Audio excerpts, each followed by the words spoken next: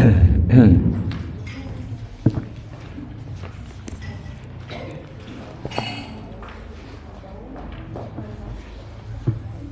billahi minasyaitonir rajim.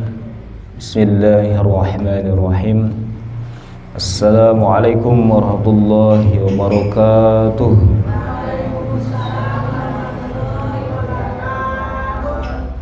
Alhamdulillahilladzi ahyana ba'dama amatana wa ilaihin nusyur. Alhamdulillahilladzi anzala sakinata fi qulubil mu'minin liyazdadu imanan ma'imanihim. Alhamdulillahilladzi ala kulli halin. Alhamdulillahi rabbil alamin. Nasta'inu ala umurid dunya waddin. Asyhadu an la ilaha illallah wa asyhadu anna Muhammadan abduhu wa rasuluh. Allahumma salli ala sayyidina wa nabiyyina wa maulana Muhammadin sallallahu alaihi wasallam wa ala alihi wa sahbihi al-akhyari wa sallama tasliman katsira. Rabbi shrah li sadri wa yassir li amri wahlul 'uqdatam min lisani yafqahu qawli. Rabbana zidna ilma warzuqna fahma. Allahumma a'inna ala dzikrika wa syukrika wa husni ibadatik. Ya muqallibal qulub tsabbit qulubana ala dinika wa ta'atik. Raditu billahi rabba wa bil islami dina wa bi Muhammadin nabiyya wa rasula wa bil qur'ana imama wa li jami'il muslimina wal muslimati ikhwana. Hadirin hadirat rahimani rahimakumullah. Puji dan syukur kepada Allah Subhanahu wa taala. Alhamdulillahi rabbil alamin. Kita dipertemukan lagi, dibangunkan oleh Allah di pagi hari ini dalam keadaan sehat walafiat, diberikan kesempatan untuk bisa beribadah, diberikan kekuatan untuk bisa berjalan ke majelis salat, majelis ilmu, majelis zikir, dan juga diberikan rizki untuk hari ini ya. Sudah terbayang akan makan apa hari ini, itu adalah rizki dari Allah tuh. Apalagi sekarang tanggal muda, nah biasanya udah kebayang rezeki sabulanan biasana gitu. Saking Allah tuh sayang pada kita. Jadi Allah memberikan hitungannya itu per hari gitu.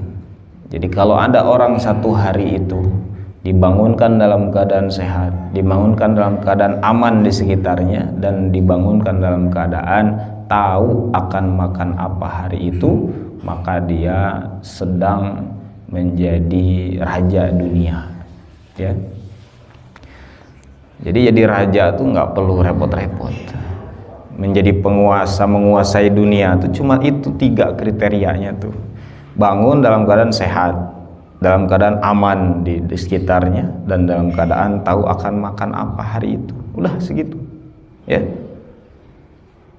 Kan banyak orang yang katanya kaya bangun nyari cangkeng atau kolesterol gitu. Ya, bangun teu aman di sekitarnya, atau nggak tahu akan makan apa hari itu ya, walaupun banyak hartanya gitu. Kita mah udah terencana ya, esuk-esuk rek kadahar bala-bala geus aya kabayang, beurang sedek nyang ya, itu luar biasa. Dan alhamdulillah kesempatan kesehatan dan keamanan itu kita gunakan untuk kebaikan. Kita gunakan untuk beribadah, kita gunakan untuk bisa sama-sama berjamaah untuk mencari ilmu. Hadirin yang dimuliakan Allah Subhanahu wa taala. Hari ini kita lanjutkan, kemarin sudah kunut ya. Jadi kunut sekali lagi di dalam subuh itu sunnah ya. Sunnahnya sunnah abad, yang kalau ditinggalkan atau tertinggal atau lupa dia sunnah sujud sahwi, ya. Bagaimana kemarin sujud sahwi itu? Doanya subhana malla yashu wala yanamu atau wala yanam. Maha suci ya Allah Engkau yang tidak lupa dan tidak tidur. Jadi Allah itu tidak pernah lupa, tidak pernah tidur. Jadi kita menyatakan bahwa Allah itu suci dari itu, ya. Yang lupa dan tidur ya kita mah tukang poho, tukang sare itu gawena. Makanya dalam sholatnya gitu gawena poho jeung sare. Ya, mun dina tarawih kan salare eta teh. Teh keur salat. Salare itu teh. Ya, kemudian bawa santai salare. Ya. Jadi kita harus akui kelemahan kita dan kita harus akui maha sucinya Allah, ya. Jadi dengan begitu maka kita timbullah rasa rasa rendah di hadapan Allah, bukan di hadapan manusia. Jadi manusia mah sarua tukang sare, tukang poho, ya. Jadi nyantai we segimanapun dia itu, ya. Pokoknya mah manusia mah tukang sare jeung tukang poho, ya. Jadi lemah gitu. Jadi tidur itu salah satu kelemahan kita, ya. Makanya Allah punya sifatnya ya tidak tidur, ya. Lupa juga adalah sifat dari manusia yang melekat pada diri kita, ya. Makanya kita hikmah dari lupa itu yang ngaji ngalpoe. Dalam inget mah terus geus ararapal tiba heula segala rupa gitu. Ngadenge naon apal gitu. Ngadenge naon ingat sampai ayeuna. Makana salah satu hikmah dari pohon itu apa? Ya bisa ngaji ngalpoe. Hikmah dari pohon ibu-ibu naon? Mau melahirkan. Kalau mau inget wae mah moal daek kadua katil kaopat.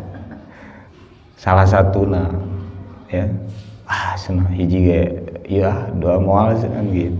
Tapi kan pohon, ya, poho we. Coba aja ibu-ibu mungkin pernah merasakan 1-2 hari susah banget dalam hidup, eker dahar ge eueuh misalna. Da poho ayeuna pas geus aya dahareun mah. Ya. Pas keur puasa dari pagi sampai maghrib itu lapar, ketika maghrib mah poho lapar tadi teh.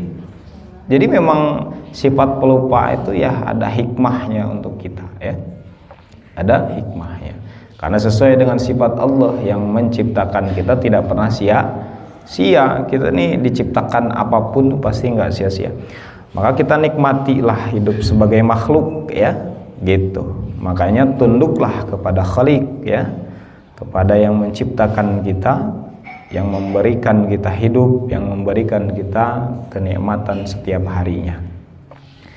Makanya, ya, nikmat manusia itu adalah ketika sholat, ya. Makanya para ulama itu sudah menemukan nikmatnya di dalam sholat. Kalau kita ya masih agak-agak kepaksa di dalam diri kita ketika sholat, maka terus latihlah sampai-sampai sholat itu kita yang butuh, ya. Jadi sampai-sampai dalam diri kita yang butuh. Kalau kita memposisikan sholat kebutuhan, maka akan ada rasa penantian. Karena namanya juga butuh. Orang butuh mah dek numuan sabarhat tahun ge digugu. Itu orang butuh. Orang butuh mah edek aya nanaon ge dijugjug. Orang butuh karena sesuatu edek nanaon tantanganna oge dilakukeun. Itu orang butuh ngaranna, ya. Gitu. Maka orang misalnya butuh sehat, dek ratusan juta, miliaran dikaluarkeun, butuh sehat. Ya kan? Butuh nanaon gitu sampai ngantri 50 km pas harita. Iya aya naon. Ya. Mudik kusabab butuh hayang balik sampai marawat di jalan. Kan aya nu macet sampai puluhan kilometer tuh yang di Brexit. ya, di Brebes dulu itu kan butuh, ya, ada orang yang butuh minyak goreng kemarin pas pas rangka itu sampai ngantri, rela ngantri, ya, saking butuh. Nah, karena kita belum memposisikan sholat ini sebagai kebutuhan, maka ada agak terpaksa dalam diri kita. Jadi makanya kita terus dengan belajar sholat ini, kita sampai-sampai punya, ya, pemikiran dalam kalbu kita juga, sholat ini kita yang butuh.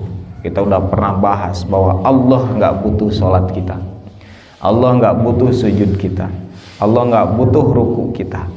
Jadi bagi Allah nggak akan berpengaruh apapun yang kita lakukan, ya. Dekte ibadah seluruh makhluk sealam dunia, Allah tidak akan pernah turun dari ketuhanannya, dari Robnya, dari ilahnya, dari maha sucinya, ya. Allah nggak akan turun karena nggak butuh makhluk. Tapi kita, kalau kita, ya, tidak ibadah kepada Allah, maka turun derajat kita menjadi hewan. Kita ini kan manusia. Kalau tidak ibadah itu lebih hina daripada hewan ternak. Kita ini manusia ini, ya, itu bedanya. Jadi a'udzubillah, kita diciptakan dengan kesempurnaan dari semua makhluk. Jadi dari semua makhluk yang sempurna kan kita. Kalau kita nggak ibadah, memanfaatkan waktu, ya, untuk terus mendekat kepada Allah dengan apa-apa yang Allah tentukan, maka kita lebih hina daripada hewan, ya. Jadi lebih mulia hewan ternak. Naon coba? Aya manfaatna hewan ternak. Ternak itu kan berarti yang bisa dimakan. Hewan ternak makan tara salat, dipencit aya gunana. Keur kurban isuk embe kan tara salat tah. Ya, embe tara salat, tara mandi, aya gunana dipencit jadi ibadah, jadi disate. Coba mun aya jelema tara salat, tara mandi, kira-kira janggot panjang jambe, kira-kira dijual pas keur kurban moal payu. Manfaatna makanya secara logis aja kan bener-bener gunana manusia tuh kalau nggak ibadah, ya. Makanya bener disandingkannya dengan hewan ternak itu lebih hina. Iya. Kenapa? Gunana sama sekali gitu. Ukur naon coba? Dahar sare misalnya. Nya me ge sarua kan dahar sare, tapi bisa dipencit. Ari jelema dahar sare. Pahit dagingna meureun gitu da tara can ngasaan. Pahit haram mangpang nama. Auzubillah. Nah, ini mudah-mudahan jadi peringatan bagi kita. Jadi kita ini akan hina kalau tidak ibadah. Allah itu tidak akan pernah berubah walaupun diibadahi atau tidak diibadahi, gitu ya. Itulah bedanya kita. Makanya kita mau tidak mau, kalau ingin berguna, kalau ingin mulia, kalau ingin kedudukan kita sebagai makhluk di hadapan Allah utuh, maka harus menjadi abdinya Allah, ya, menjadi ibadah. Maka disitulah, ya, pengertian dalil wa ma khalaqtul jinna wal insa illa liya'budun itu. Kita tuh diciptakan hanya untuk ibadah. Kalau tidak ibadah berarti kita tidak sesuai dengan tujuan penciptaan, ya. Jadi kita melenceng dengan tujuan penciptaan dari Allah, ya. Baik hadirin yang dimuliakan Allah Subhanahu wa taala, kita dari kunut, ya. Kunut, nanti kunut nazilah terpisah saja, panjang sebab-sebabnya gitu ya. Kita dari kunut itu berarti apa? Sujud, ya. Jadi setelah kunut kita sujud. Dari kunut ke sujud. Jadi pertama kaidah-kaidah tuh doa kunut itu tidak perlu ngusap wajah, ya, setelah kunut tuh. Jadi biasa aja. Kenapa? Belum beres soalnya. Ya. Karena ini lagi sholat soalnya gitu. Makanya ngusap wajahnya di mana? Yang engke dina salam, di ujung sholat gitu. Jadi ulah setiap doa dina sholat pakai usap tangan, usap wajah, ya. Ada juga yang melakukan, wallahu a'lam ya. Ada yang misalnya dari ruku, i'tidal, Rabbana, ada yang gini, terus ini tangan ya. Jadi karena belum beres doa-doanya nanti aja ya. Nah termasuk di dalam doa kunut. Jadi jangan nggak usah mengusap wajah ketika habis kunut. Kemudian tidak perlu ini mengangkat tangan ketika sujud ya. Jadi nggak usah mengangkat tangan lagi Allahu Akbar ke hanap. Jadi setelah itu berlaku pokoknya setelah ruku atau setelah i'tidal mau ke sujud itu tidak perlu mengangkat tangan. Jadi tidak ada sunnah mengangkat tangan dari i'tidal ke sujud. Kemudian secara fikihnya sujud itu harus pertama yang diperhatikan adalah gerakan ke bawahnya. Jadi gerakan ke bawahnya memang ada yang dua pendapat ya. Jadi ada yang berpendapat lutut dulu, ada yang berpendapat tangan dulu. Di madhab Imam Asy-Syafi'i itu yang dipilih adalah yang lutut dulu ya. Jadi lutut dulu ke bawah itu ya gitu. Ada nggak yang tangan dulu? Ada itu, tangan heula terus lutut ya. Kemudian tapi nggak ada yang kepala dulu ya. Jadi sujud kepala dulu, wah itu mah budak leutik keur ulin biasa gitu. Jadi keduanya boleh nggak dipakai. Ada juga sebenarnya ulama yang menafsirkan itu adalah kemudahan tergantung usia ya. Kayak tergantung usia katanya. Jadi lamun kolot kan cangkeng geus beunang. Cangkeng geus beunang itu kemungkinan besar itu kalau lutut dulu ripuh.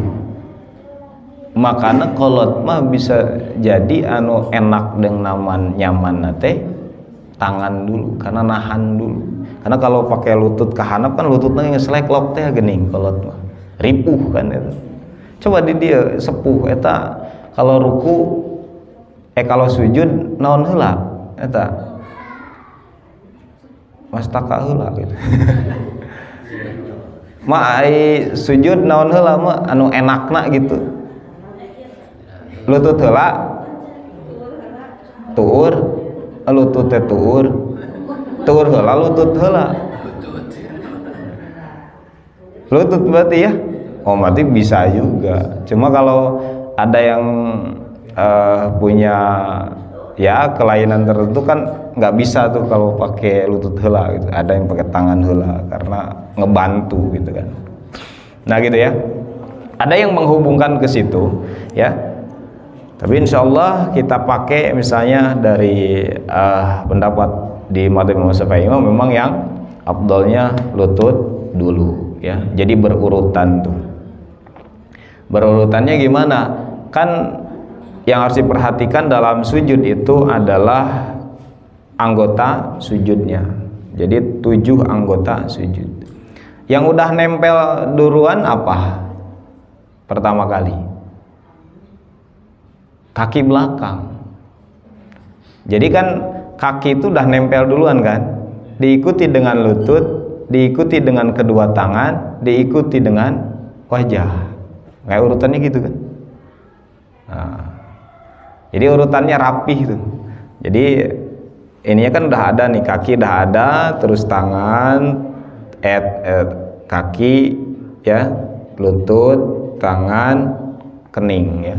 Wajah itu kening sama hidung ya, kening sama hidung. Jadi yang nempel di daerah wajah itu adalah kening sama hidung, bukan mulut ya. Kadang aya nu mulut hidung jeung kening nah henteu jadi nyium tempat sujud. Kabayang lamun dina taneuh eta ya kan, jika Nabi baheula dina geusik. Kenapa mulut nggak boleh ini? Ya karena dia harus bertasbih dengan lisan. Lamun dia nempel atau hese ngomongna.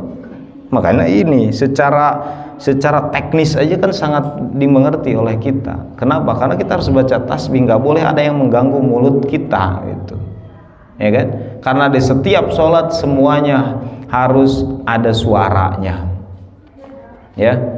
Yang sunnah, yang wajib harus ada suaranya, ya. Suara itu namanya ada yang jahar, ada yang sir. Ada yang keras, ada yang pelan. Ya. Itu kan cuma dua, bukan dalam hati, nggak ada. Dalam hati itu cuma satu, niat. Karena niat pekerjaan hati, ya. Tapi kalau semua gerakan, semua ucapan dalam sholat itu semuanya harus ada suara, ya. Yang wajibnya itu suaranya itu terdengar oleh diri sendiri, ya. Yang sunnah ketika tidak disuarakan resikonya ya cuma teu boga pahala hungkul. Tapi lamun yang wajib resikona tidak sah sholat. Fatihah misalnya ngebetem, ya, takbiratul ihram. Kita pernah bahas itu salah satu.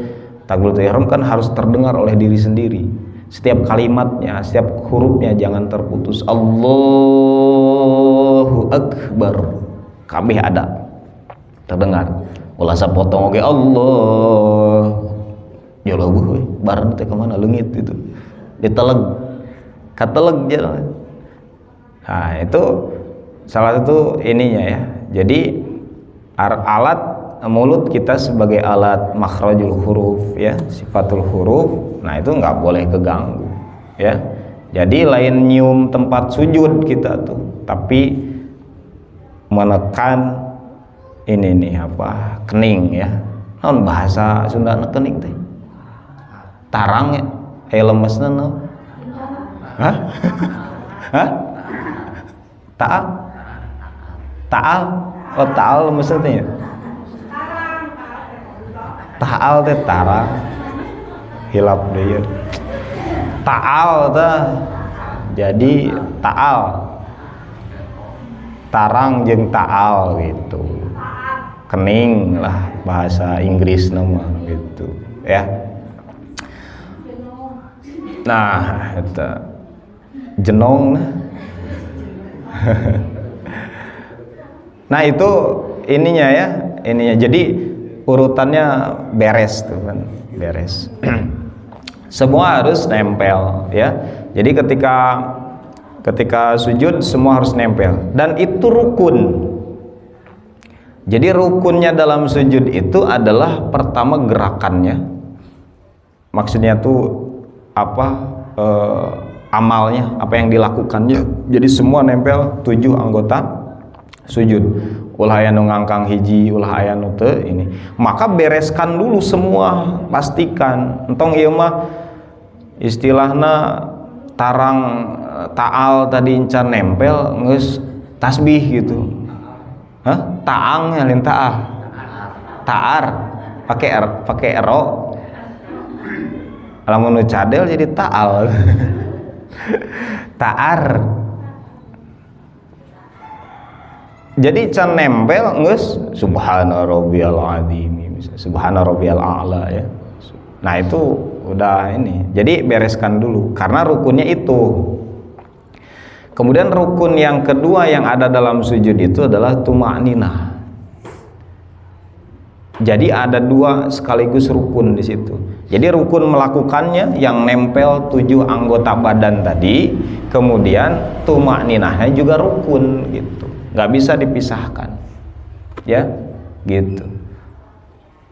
Jadi lamun teu nempel walaupun tuma'ninah misalnya hiji sukuna ngacung, ya, ngacungnya hiji gitu, atau kaluhur sukuna teh kadang barudakan sok iseng gini mun salat teh kaluhur duanana gitu, ngapung teu nempel nggak sah tuh sujudnya, ya. Atau nya kitu ya budak mah culang-cileung sirahna teh teu sujud bari ngobrol keur sujud teh. contoh anu teu sah gitu nya, tapi udah kolot mamanya juga gitu ya. Tolongeuna teu nempel. Pokoknya nempel tuh 7 anggota badan ya. Jadi 7 teh ini 1, ini dihitung 1 wajah ya. Wajah ini 2 jadi 3, ini 5 ya. Kaki 2 jadi 7 anggota badan. Ya. Gitu. Jadi tumakninah pun yaitu tenang sejenak ya, itu menjadi rukun. Maka harus diperhatikan tuh rukun dalam sujud ya. Tumakninah. Setelah tumakninah ya, setelah nempel semua ke tanah, wajah ke tanah ya, sebagai bentuk kedekatan kita kepada Allah ya. Jadi kan ini salah satu sujud ini kenapa disebutnya itu adalah aqrabu ya. Jadi aqrabu apa? Keadaan yang paling dekat. Jadi aqrabu ma yakunul abdu, keadaan seorang hamba yang paling dekat dengan mirrabbihi, dengan Tuhannya, dengan Allah gitu ya. Wa huwa sajidun, yaitu ketika sedang bersujud ya. Jadi yang paling dekat. Kenapa? Karena salah satu hikmahnya adalah ketika orang sujud itu dia sedang menghinakan dirinya di hadapan Allah.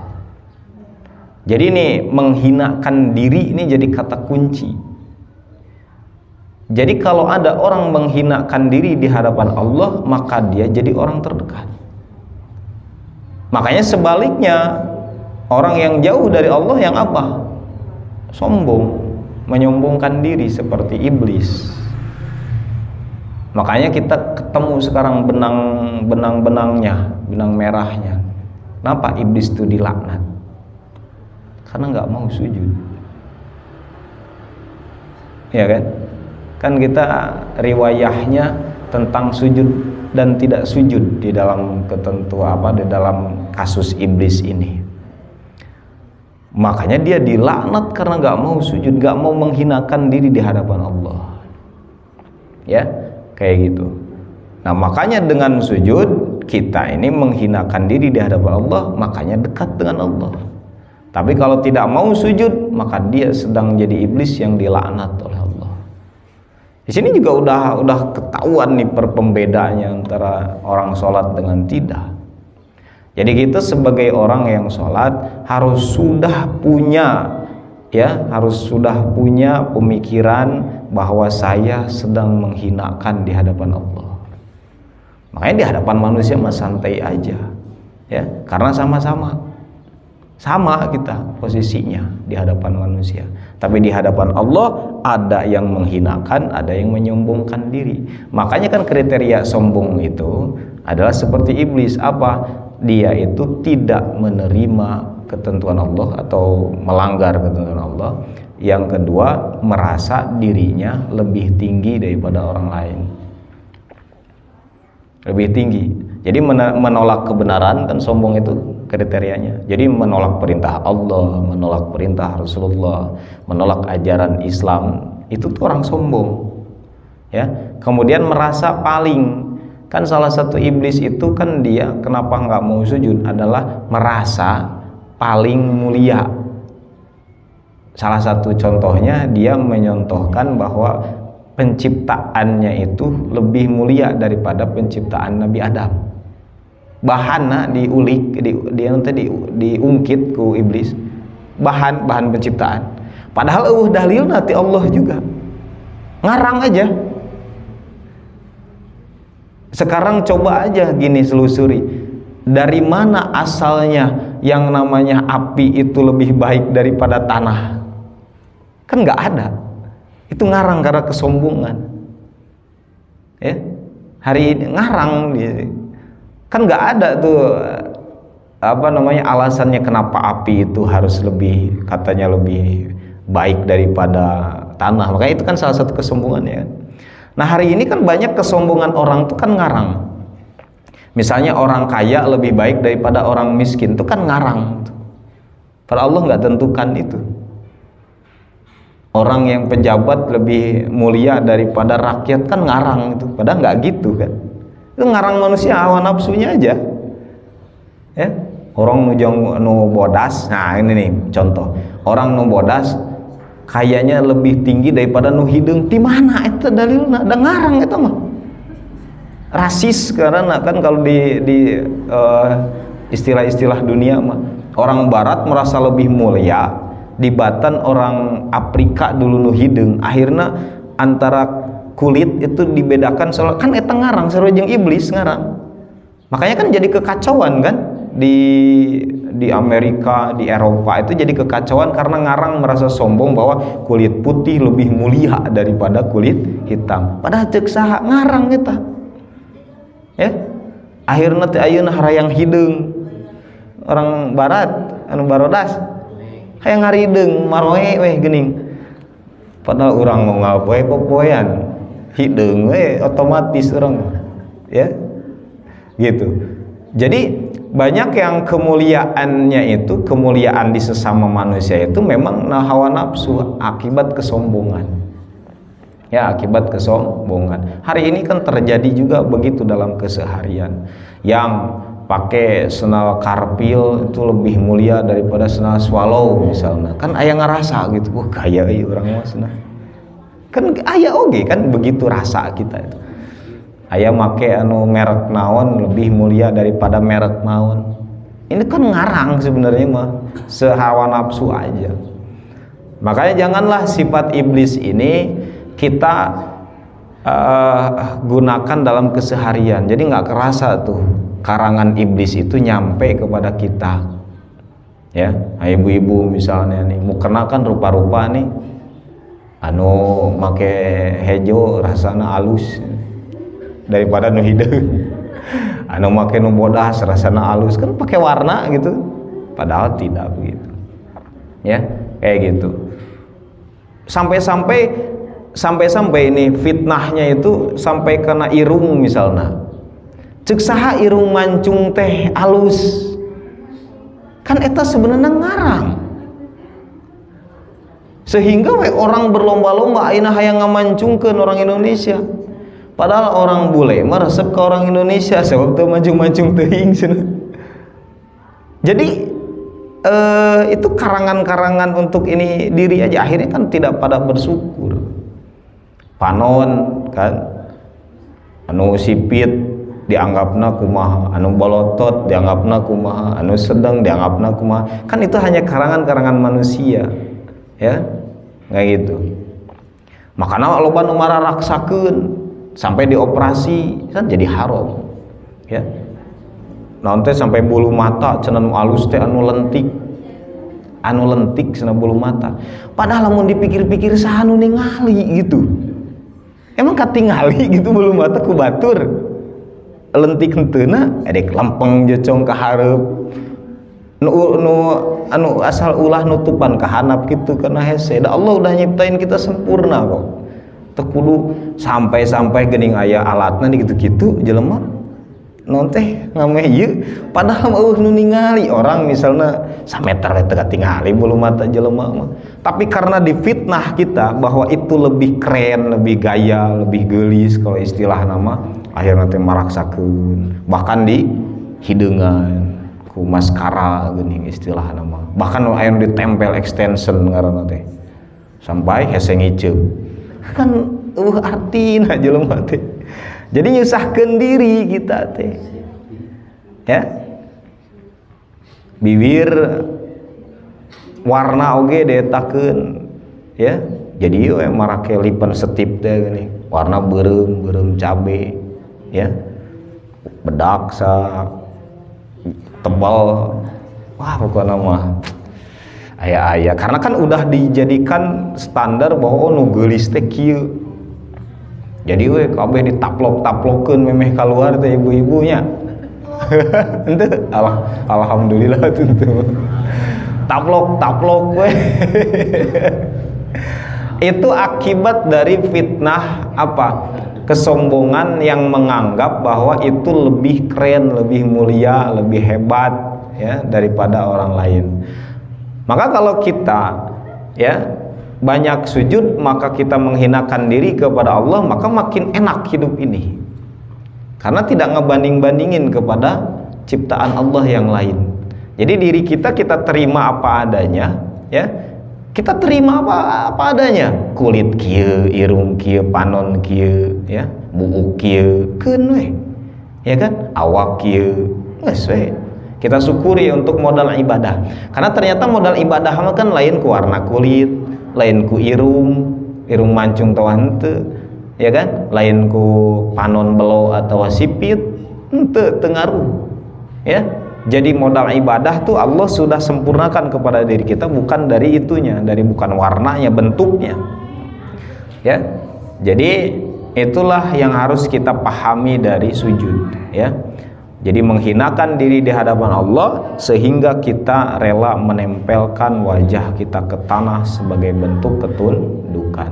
Bahkan ada salah satu ininya, hikmah dari ininya adalah karena kepala ini itu salah satu simbol kesombongan sampai hari ini itu kepala kan.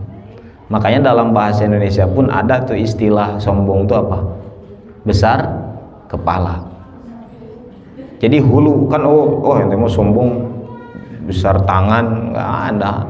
Tangan nggak dijadikan simbol kesombongan.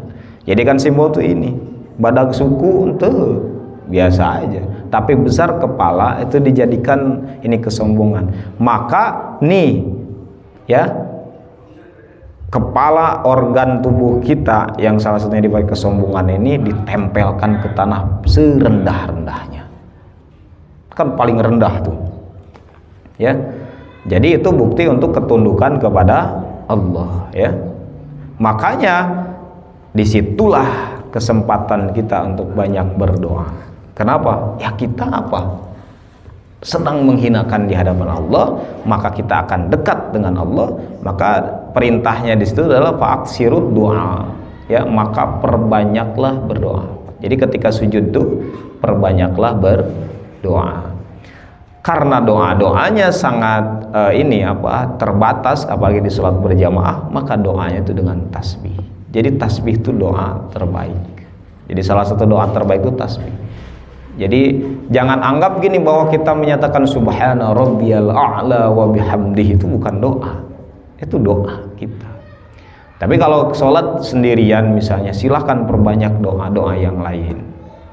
Ke berjamaah mah bisa disangka pingsan sujud nalila teuing teh gitu ya. Nah cenah ieu imam teh misalna lamun makmum yang nggak boleh juga telat menyengaja gerakannya dengan imam beda jauh gitu kalau tidak mufarokoh mah.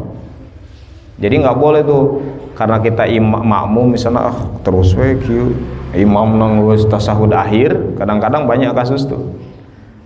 Misalnya kita berjamaah normal, di dalam sujud terakhir biasanya ada yang mengamalkan doa itu makmum. Oh iya nanggus tasahud setengahna ieu karek cengkat, itu sudah tidak sesuai kaidah berjamaah. Hati-hati ya.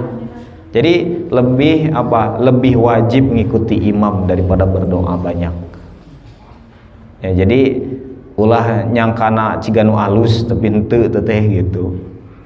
Jadi saya juga sering menyaksikan begitu ketika tasahud akhir tuh.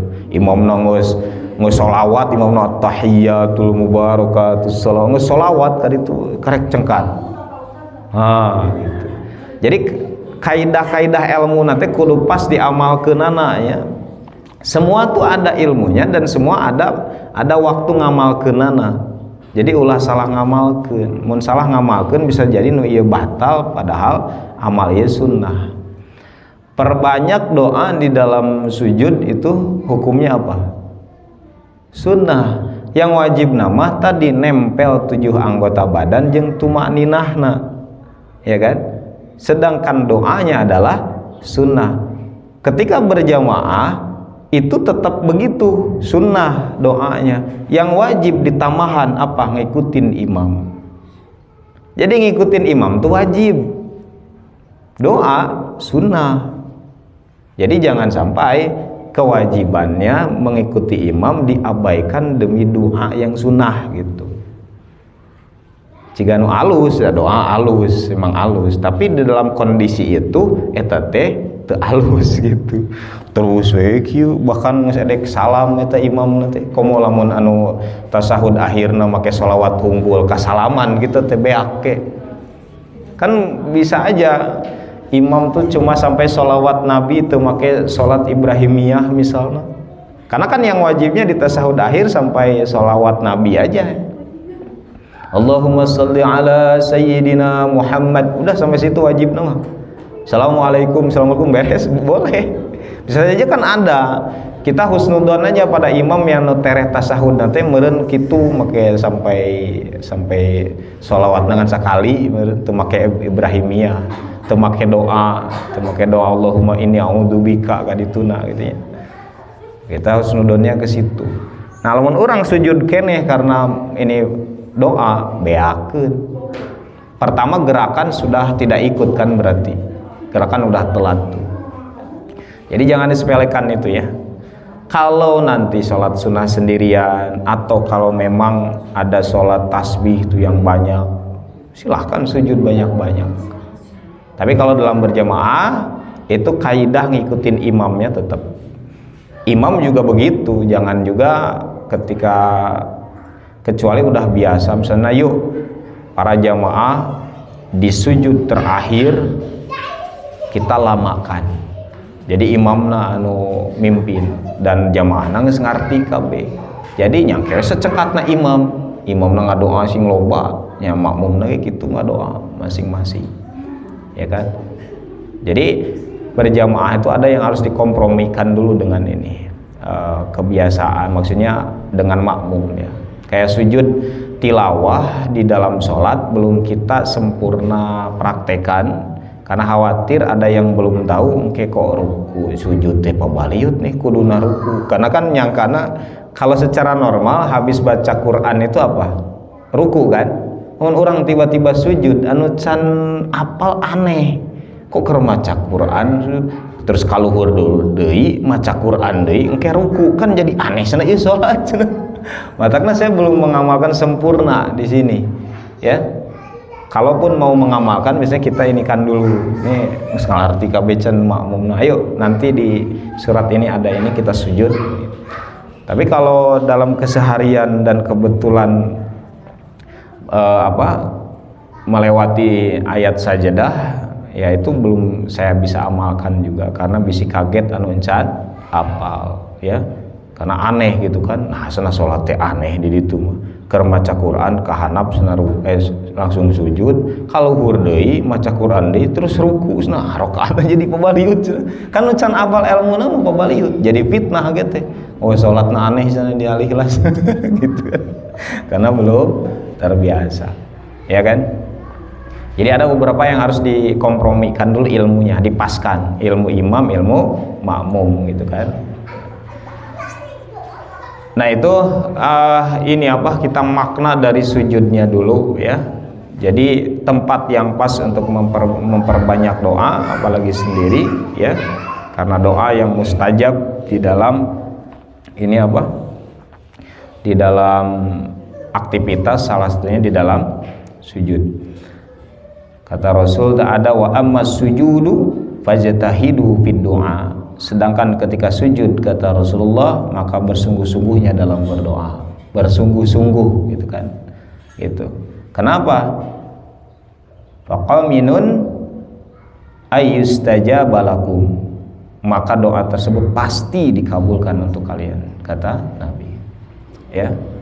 Jadi makanya kalau ada hajat hidup kita yang ingin dikabulkan cepat juga oleh Allah ya, maka dalam sujud ya, maksudnya dalam sholat 2 rakaat sholat hajat, sujudnya doa banyak di situ, setiap sujudnya doa banyak ya gitu. Lakukan itu kalau mau ada hajat yang besar ya, salah satunya gitu ya.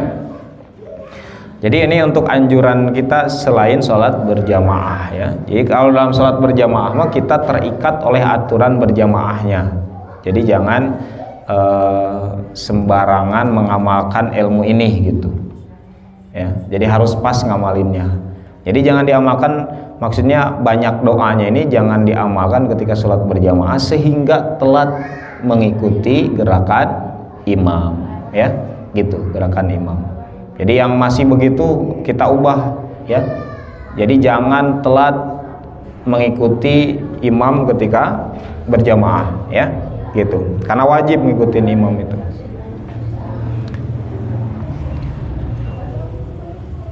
Sedikit doanya itu kan udah dibahas. Yang bedanya itu kan cuma di al-a'lanya, ya. Yang bedanya cuma di al-a'la, al-azimi sama al-a'la, ya. Jadi subhananya sama, rabbiyanya sama kan, ya. Subhana itu apa artinya? Maha suci, ya. Rabbiyah, Rabbku atau Tuhanku, ya. Kemudian al-a'la yang maha tinggi, al-a'la. Kalau al-azimi yang maha agung, ya. Al-a'la yang maha tinggi, ya. Wa bihamdihinya sama, dan pujian untuk Allah, ya. Jadi bedanya cuma di situ, al-a'la dengan al-azimi. Jadi rabbiya al-a'la karena digabung jadi rabbiyal a'la, ya. Jadi rabbiyal a'la bukan rabbiya a'la. Hati-hati juga alif lamna dihilangin, ya. Jangan subhana rabbiya a'la, tapi rabbiyal a'la. Rabbiyal a'la. Kalau yang di ruku rabbiyal azim. Jadi rabbiya al-a'la, ya. Jadi jangan kelewat itunya alif lamnya, hati-hati. Coba ini kan, ya. Subhana rabbiyal a'la wa bihamdih.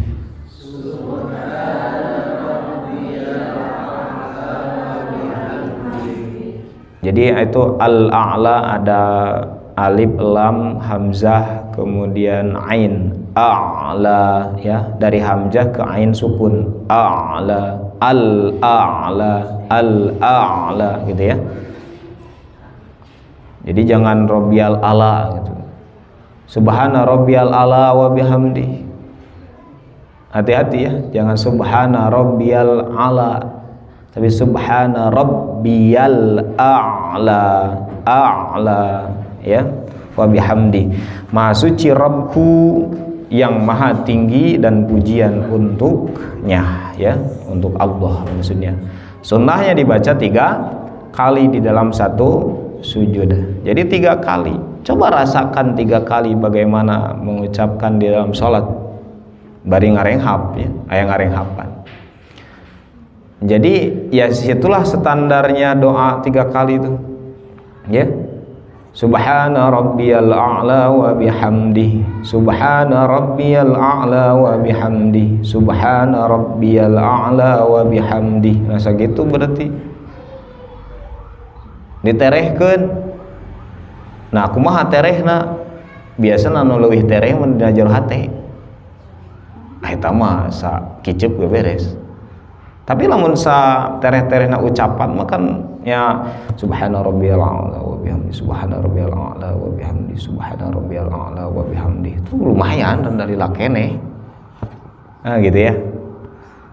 Atau boleh enggak satu yang mangga we hari alim Abdul mah gitu. Tapi dak satu udah ka mana? Lamun salat sunnah, mun salat sunnah sendiri kan tanggung jawabna sorangan, ya sok we eta mah. Jadi salat sunnah mah justru lebih fleksibel nanti gini.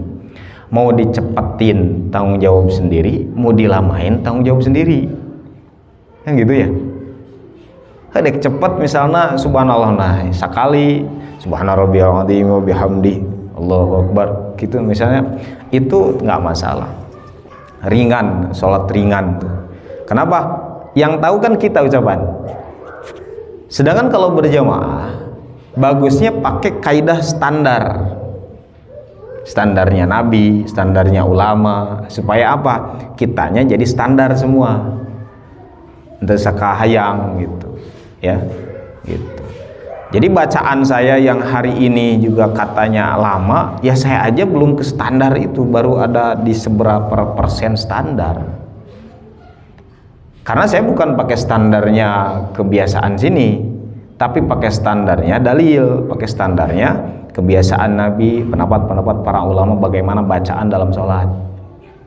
Jadi bacaan dalam sholat saya pakai standar, bukan standar pribadi. Kalau pakai standar pribadi saya, apa yang saya suka nantinya.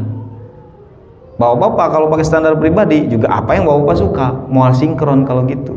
Makanya kita ngaji di sini tuh untuk menyetandarkan sesuai ilmunya biar enak. Nah, kan kita standar misalnya 100 ayat dina sholat subuh kan encan kadinya, padahal standarnya ti ulama itu.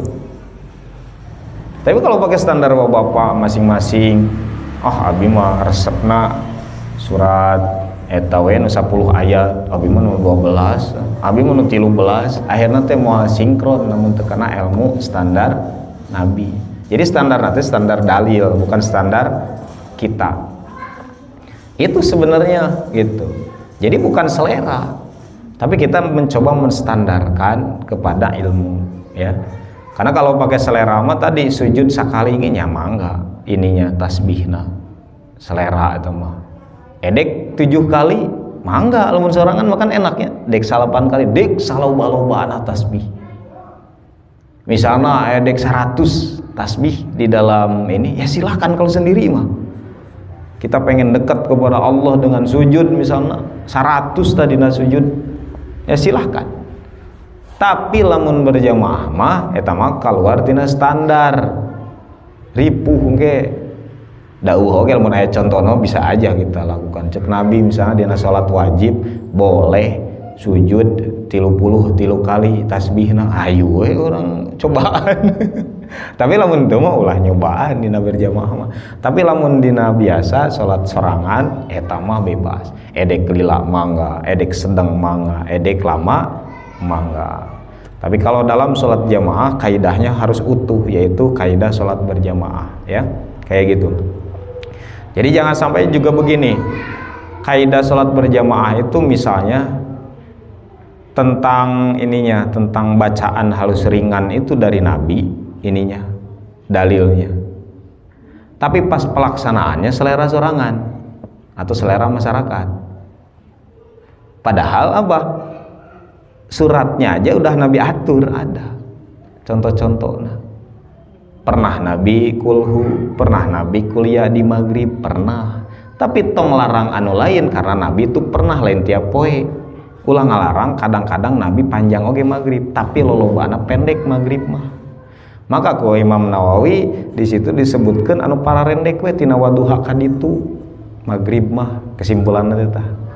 Tapi lamun dipikir-pikir waduha kaditu ada surat Al-Bayyinah rada panjang saeutik, nah maghrib. Da waduha ge panjang itu sebenarnya, ya kan? Nah, itu kan kaidah itu oleh ulama diramu dari kebiasaan Nabi baca naon wae sih maghrib. Dalam hadis-hadis dikatakan ini simpulkan. Di subuh disimpulkan oleh para ulama karena Nabi ada di dalam dalil surat Waqiah ada itu 90 lebih ayat tuh, ya. Dalam ada yang surat surat As-Sajdah panjang-panjang tuh di dalam subuh tuh. Maka disimpulkan oleh Imam Nawawi itu kaidahnya di subuh itu adalah 100 ayatan. Karena kan Waqiah 90-an kayak gitu. Nah, itu kaidah Nabi itu. Untuk kita oleh ulama disajikan dengan ini. Nah, ini kaidahnya. Jadi sepanjang can leuwih ti 100 mah masih kaidah gitu teh. Lamun geus 150 ayat berarti kita udah keluar dari kaidah salat lila. Apalagi kalau Al-Baqarah tamat, nah tangis dila eta nu ditegur Nabi teh ulah gitu teh. Zaman sahabat wae eta ditegur komo zaman urang. Mun Al-Baqarah tamat mah sampai jam 8 salat subuh. Ya kan? Beres. Wallahu alam. Segitu dulu ya. Jadi itu fikihnya tentang sujud, kemudian tentang tasbihnya dan tentang makna dari sujud itu ya. Mudah-mudahan bisa menambah ilmu tentang sujud itu sendiri, kemudian nambah kekhusyuan kita di dalam sholat. Kita praktekkan makna-maknanya ya di dalam sholat kita, insya Allah lebih mendalam lagi ketika sholat ya. Wallahu a'lam bishawab. Bismillah. Kita lanjutkan apa salah satu Al-Mulk Tabarok ya, insyaallah. A'udzu billahi minasyaitonir rajim. Bismillahir rahmanir rahim. Laqad qaraba ilallah amalan shalihan wal Fatihah. A'udzu billahi minasyaitonir rajim. Bismillahir rahmanir rahim. Alhamdulillahi rabbil alamin. Ar-Rahmanir Rahim. Maliki yaumiddin. Iyyaka na'budu wa iyyaka nasta'in. Ihdinas siratal mustaqim. Siratal ladzina an'amta 'alaihim ghairil maghdubi 'alaihim waladdallin.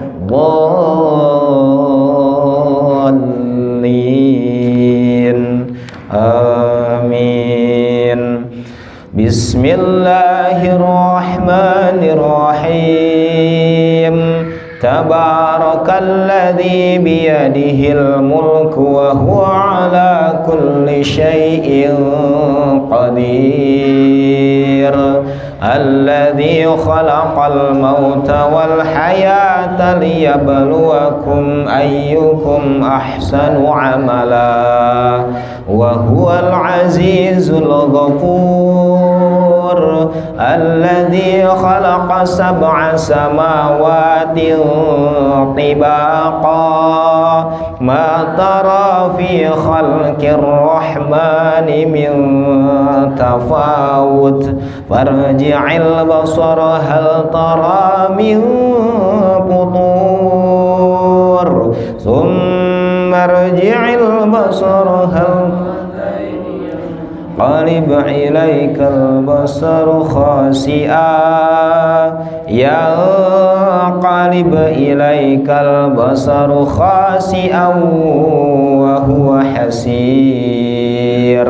Walaqad zayyana as-samaa'a ad-dunya bimasabiha wa ja'alnaha rujuman lisyayatin wa a'tadna lahum 'adzabas sa'ir walilladzina kafaru bi rabbihim 'adzabu jahannam wa bi'sal masir.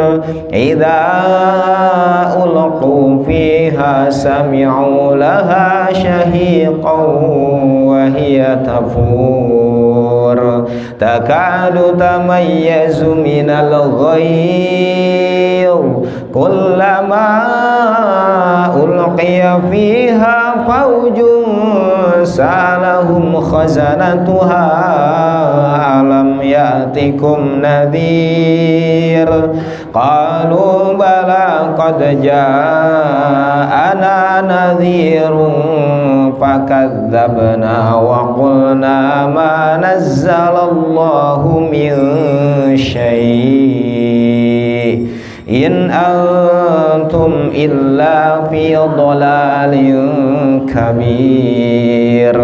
Wa qalu law kunna nasma'u aw na'qilu ma kunna fi ashabis sa'ir fa'tarafu bidambihim fasuqan li ashabis sa'ir. Innal ladzina yakhshawna rabbahum bil ghaibi lahum maghfiratun wa ajrun kabir. Wa asirru qawlakum aw ijharu bih innahu alimun bidhatis sudur. Ala ya'lamu man khalaqa وهو اللطيف الخبير هو الذي جعل لكم الأرض ذلولا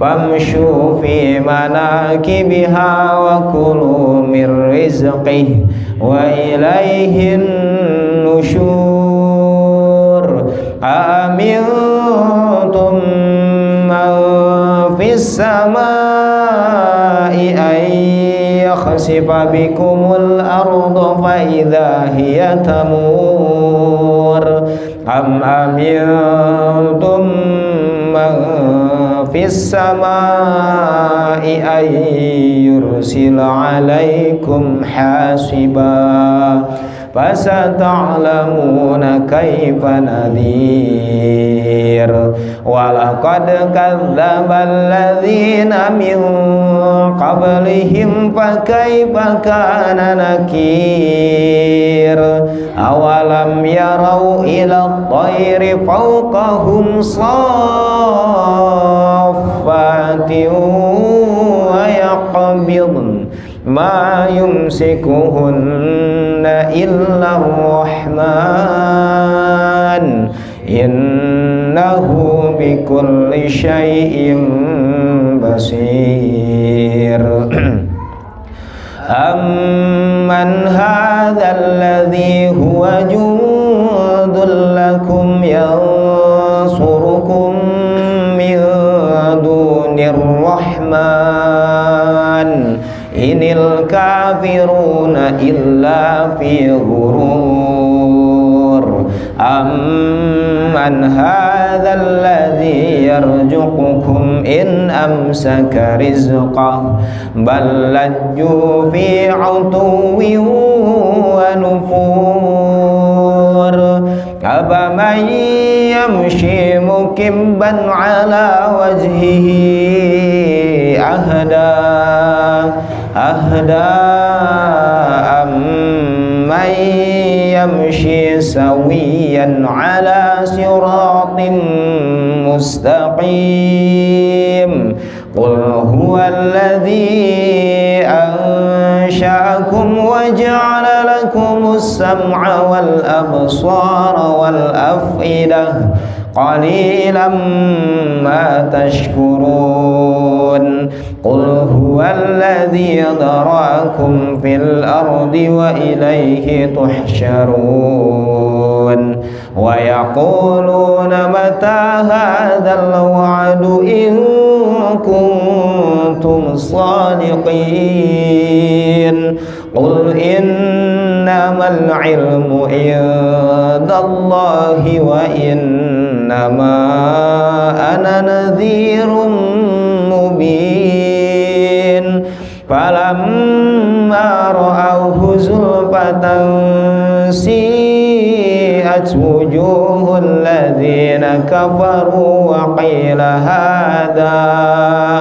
وقيل هذا الذي كنتم به تدعون قل أرأيتم إن أهلكني الله ومن معي أو رحمنا فمن يجير الكافرين من عذاب أليم قل هو الرحمن آمنا به وعليه توكلنا فستعلمون من هو في ضلال مبين قل أرأيتم إن أصبح ماؤكم غورا فمن يأتيكم بماء معين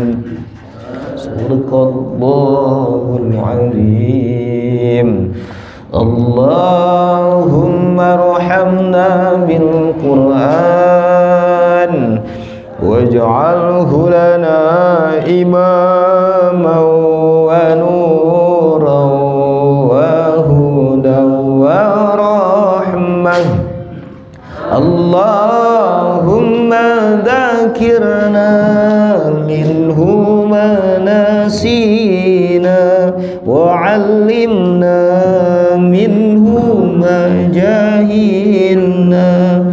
warzuqna tilawatahu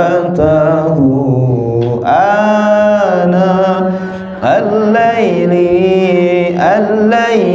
wa atrafan nahar waj'alhu lana hujjatan ya rabbal alamin. Alhamdulillahi rabbil alamin. Subhanaka Allahumma wa bihamdika asyhadu an la ilaha illa anta astaghfiruka wa atubu ilaik. Assalamualaikum warahmatullahi wabarakatuh.